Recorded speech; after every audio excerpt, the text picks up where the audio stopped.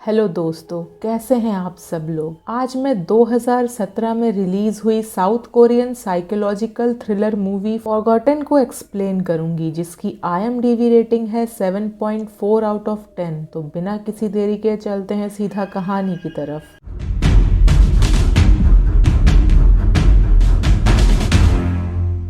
कहानी की शुरुआत होती है जिन सियोक नाम के एक लड़के को दिखाते हुए, जो कि अपने फादर, मदर और अपने बड़े भाई यो सियोक के साथ एक कार में कहीं जा रहा था। जिन कार के पीछे सो रहा था, अचानक से उसकी आंख खुलती है और हम देखते हैं एक हैप्पी फैमिली को जो एक नए घर में शिफ्ट हो रहे थे। इस घर को जिन ने कभी देखा नहीं था, पर उसे लगता है कि वो यहाँ पहले भी आ चुका है। जिनका बड़ा भाई यो, जो कि हर जगह से ऑलराउंडर था, चाहे पढ़ाई हो या फिर खेल, वो हर जगह नंबर 1 था। जिनके लिए यो उसका आइडल था। यो को किसी भी नशे की लत नहीं थी। जो भी उससे मिलता था वो उसे प्रभावित होता था। पर 1 साल पहले एक एक्सीडेंट में यो के पैरों में चोट लगने की वजह से वो लंगड़ा के चलने लगा था। पर फिर भी जिनके नजरों में उसका बड़ा भाई हीरो था। खैर, हम आगे देखते हैं कि उनके घर में सामान शिफ्टिंग का काम चल रहा था और यो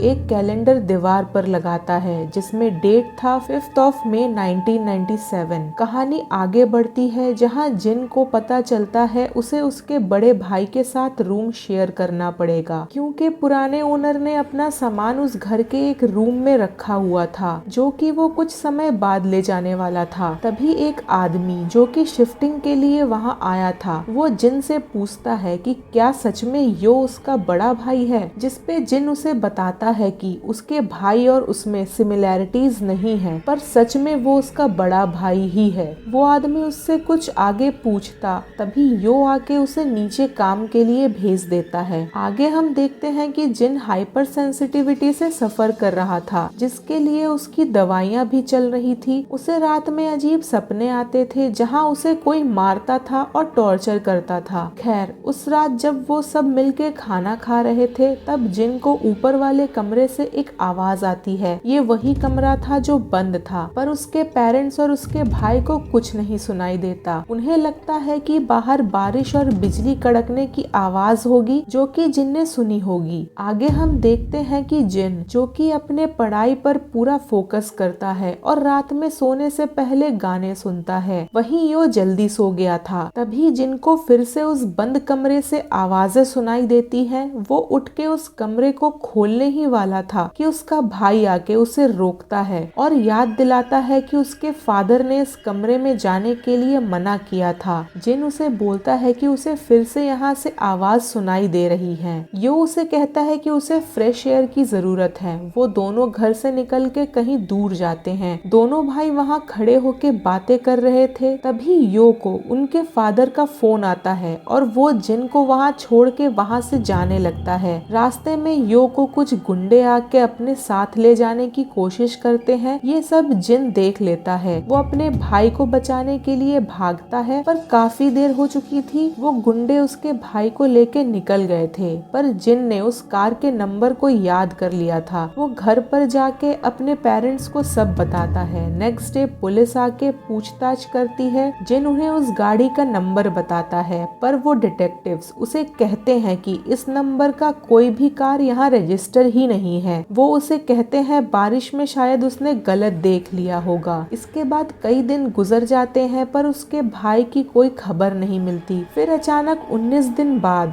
यो घर वापस आ गया था, पर उसे कुछ याद नहीं था कि उसके साथ उन 19 दिनों में क्या हुआ था। जिन अपने भाई को वापस देख के खुश था, पर उस रात जिन नोटिस करता है कि यो घर से बाहर कहीं गया था, पर सुबह वो अपने बेड पर ही था। जिन उससे पूछता है कि तुम कहाँ गए थे कल रात, पर यो उसे कहता है कि वो तो पूरी रात अपने बेड पे ही सो रहा था। आगे जिन नोटिस करता है कि यो अपने दोनों पैरों से चलने लगा है, पर यो के उसे ये समझाने से कि उसने गलत देखा है, वो सारी बातें इग्नोर कर देता है। हम आगे देखते हैं कि उस रात जिन पढ़ते पढ़ते अपने टेबल पर ही सो जाता है। यो उसके आंखों के सामने एक पेंसिल को तब तक क्लिक करता जाता है जब तक कि वो लीड पेंसिल से निकल के गिर नहीं जाती। उसे लगता है कि जिन सो रहा है पर जिन जाग रहा था। वो अपने भाई का पीछा करता है, जहाँ वो देखता है कि उसका भाई स्मोक करने लगा है और उसके पैरों का चोट भी ठीक हो चुका था और वो नॉर्मली चल रहा था। वो आगे देखता है कि उसका भाई दो लोगों से मिलता है जो उसे बॉस कह के बुला रहे थे और वो दोनों और कोई नहीं, वही डिटेक्टिव्स थे जो यो के मिसिंग इन्वेस्टिगेशन को इन्वेस्टिगेट कर रहे थे। जिन अपने भाई का पीछा करता है पर उसे वो दोनों नकली डिटेक्टिव्स पकड़ लेते हैं। वो उनसे बच के भागता है पर यो उसे पकड़ के बेहोश कर देता है। जब उसकी आंख खुलती है तो वो उसी टेबल पे सो रहा था और उसका भाई अपने बेड पे सो रहा था। वो अपने भाई से डर के बाथरूम में खुद को लॉक कर लेता है।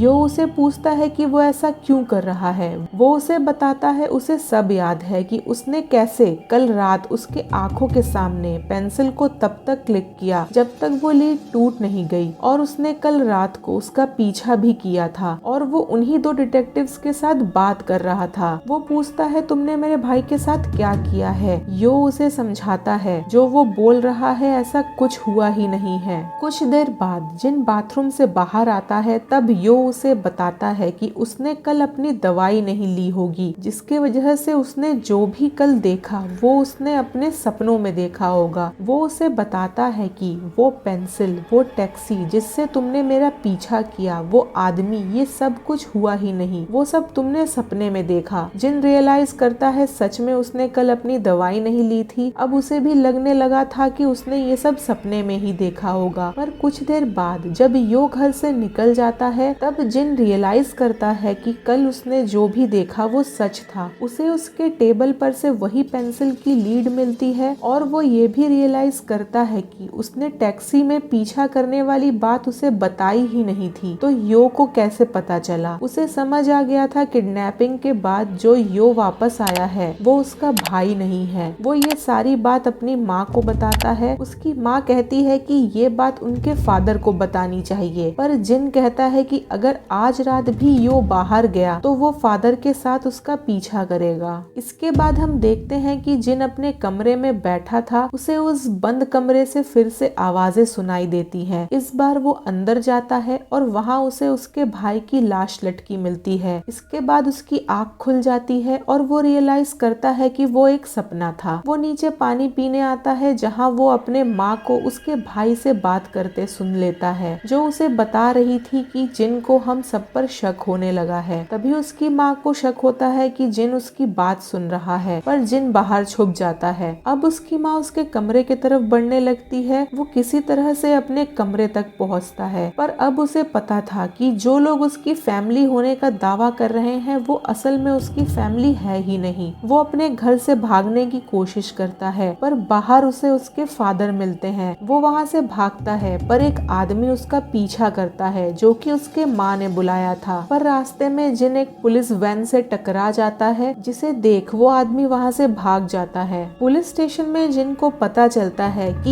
ये साल 1997 नहीं 2017 है और वो 21 साल का नहीं 41 का हो चुका है। वो वहाँ लोगों को एंड्रॉइड फोन यूज करते देखता है और एलईडी टीवी देखता है, जहाँ वो ये रियलाइज करता है कि सच में वो 41 का है। यहाँ हम जान पाते हैं शिफ्टिंग करने वाले आदमी ने क्यों जिन से ये बात पूछी थी कि सच में यो उसका बड़ा भाई है। पर यो वहाँ सही टाइम पे आ जाता है और उसे नीचे भेज देता है। इसके बाद वो वापस घर लौटता है ये जानने के लिए कि उन लोगों ने उसके साथ ऐसा क्यों किया। वो उस बंद कमरे में जाता है जहाँ पे एक मर्डर को रिक्रिएट किया गया था। वो समझ नहीं पा रहा था कि यहाँ हो क्या रहा है। तभी यो वहाँ आके उसे बताता है 20 साल पहले ऐसे ही घर में एक औरत और उसकी बेटी का मर्डर हुआ था और पुलिस मर्डरर का पता नहीं लगा पाई थी। सालों बीतने के बाद उस फैमिली के किसी ने प्राइवेटली इस केस को इन्वेस्टिगेट करवाया, जिससे पता चला कि तुमने उन लोगों को मारा था, पर तुम्हें पकड़ के टॉर्चर करने के बाद भी तुमसे कुछ पता नहीं चल पाया क्योंकि तुमने अपनी याददाश्त खो दी थी। यहाँ हमें ये पता चलता है कि जिन अपने सपनों में खुद को टॉर्चर होते हुए जो देखता था वो उसके इसी पास्ट का एक हिस्सा था। आगे यो बताता है कि डॉक्टरों ने तुम्हें चेक किया और बताया कि तुमने अपने लाइफ में पेनफुल मेमोरीज को डिस्ट्रॉय कर दिया है, इसलिए तुम्हें कुछ याद नहीं है। इसलिए तुम्हें हिप्नोटाइज करके हम तुम्हें तुम्हारे पिछले लाइफ में लेके गए जहाँ तुम्हारी लाइफ नॉर्मल थी और तुम खुश थे, ताकि हम फिर से उस मर्डर वाली रात को रिक्रिएट कर सके और तुम्हारी मेमोरी वापस आ सके और तुम हमें सब कुछ सच बता सको। हम यहाँ ये भी जान पाते हैं कि जो आदमी उसके फादर होने का रोल प्ले कर रहा था वो एक हिप्नोसिस्ट था और कैसे उसने उस कार में हिप्नोसिस करके जिन को नींद से उठाया था और जो आवाजें जिन को उस बंद कमरे से आती थी वो उस कमरे में काम करते हुए उनके लोगों के वजह से आती थी जो उस मर्डर को रिक्रिएट कर रहे थे। और उस रात जब वो दोनों फ्रेश एयर के लिए बाहर गए थे तब यो को उसके फादर का कॉल इसलिए आया था क्योंकि वो सब अपने प्लान को एग्जीक्यूट करने के लिए रेडी थे और वो चाहते थे कि जिन उस कमरे में अकेले पहुंचे। पर उस रात यो को पुलिस वाले फ्रॉड केस में पकड़ लेते हैं और हमें यहाँ पता चलता है कि यो कभी किडनैप हुआ ही नहीं था। उसे उस दिन पुलिस पकड़ के ले गई थी और 19 दिन बाद उसे छोड़ा गया था। पर उसके बाद भी वो अपने प्लान को एग्जीक्यूट नहीं कर सकते थे क्योंकि उन्हें अपने प्लान को किसी बारिश वाले रात में एग्जीक्यूट करना था। हम आगे देखते हैं यो जिन को एक वैन में लेके जा रहा था। जिन ये कह के गाड़ी से कूद जाता है कि उसने किसी का खून नहीं किया। उसी भागा दौड़ी में यो के वैन का एक्सीडेंट हो जाता है और कुछ दूर जाने पर जिन को भी एक गाड़ी उड़ा देती है। इस एक्सीडेंट के वजह से जिन की याददाश्त वापस आ जाती है और हम देखते हैं जिन अपने रियल पेरेंट्स और बड़े भाई के साथ 20 साल पहले एक कार से कहीं जा रहा था जहां जिन अपने माँ के कंधों पर सिर रख के सो रहा था। वो सब बहुत खुश थे पर उस दिन उनके कार का एक्सीडेंट हो जाता है और उस एक्सीडेंट में उसके दोनों पेरेंट्स की डेथ हो जाती है और उसका भाई 6 महीनों से हॉस्पिटल में बेहोश पड़ा हुआ था जिसके ऑपरेशन के लिए जिन ऑनलाइन जॉब अप्लाई कर रहा था। पर उस टाइम 1997 में फाइनेंशियल क्राइसिस के चलते जॉब मिलना बहुत मुश्किल था। पर एक दिन जिन को एक अननोन पर्सन का मैसेज आता है कि वो उसे पैसे देगा अगर वो एक औरत को मार देता है। तो काफी सोचने के बाद जिन उसे हाँ कह देता है। वो आदमी उसे एड्रेस देता है और उसे बताता है कि उस घर में एक औरत और 2 बच्चे होंगे। उसे सिर्फ औरत को मारना है और बच्चों को हाथ भी नहीं लगाना है। जब जिन उस घर में पहुंचता है तब हम देख पाते हैं ये वही घर था जिस घर पे वो शिफ्ट हुए थे, इसीलिए जिन को वो घर जाना पहचाना लग रहा था। खैर वो उस फैमिली को देख के अपना मन बदल लेता है और वहाँ से जाने लगता है। पर वो औरत और उसकी बेटी उसे देख लेते हैं और चिल्लाने लगते हैं जिसके वजह से अनजाने में जिन से उन दोनों का मर्डर हो जाता है। पर जिन उस छोटे बच्चे को छोड़ देता है जिससे तब तक नहीं पता था कि उसके माँ और बहन का मर्डर उसने किया है। वहाँ से निकलते टाइम जिन रियलाइज करता है कि वो फैमिली जिन के भाई के डॉक्टर की है। वो डॉक्टर के पास जाता है। वहाँ उसे पता चलता है कि डॉक्टर ने अपनी बीवी को इसलिए मरवाया क्योंकि उसने उसके नाम पे कई सारी पॉलिसीज लेके रखी थी। वो देश में फाइनेंशियल क्राइसिस के चलते बैंकरप्ट हो चुका था और अपने बच्चों को घर से बेघर होने से बचाने के लिए उसने अपनी बीवी को मरवाया। पर जिन ने गलती से उसकी बेटी को भी मार दिया था, इसीलिए डॉक्टर उसे कहता है अब तुम्हारा भाई भी जिंदा नहीं रहेगा। उनके हाथापाई में डॉक्टर उस बिल्डिंग से नीचे गिर जाता है। जिन उसे बचाने की कोशिश करता है पर उसे बचा नहीं पाता।